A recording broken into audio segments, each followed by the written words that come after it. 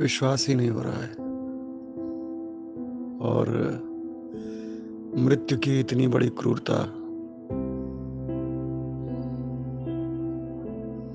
इससे बड़ी क्रूरता नहीं हो सकती।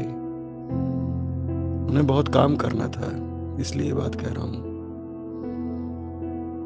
उन्हें बहुत सारे हस्तक्षेप करने थे। उनकी कविताएं वो काम करती रहेंगी। उन्होंने बहुत बड़ी घोषणाओं के बिना कविता के मिजाज और उसके वाक्य को बदला था।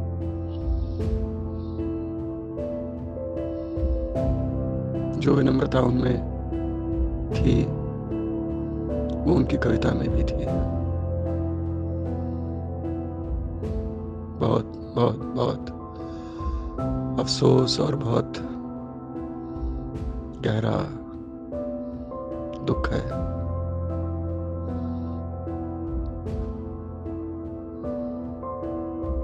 लेकिन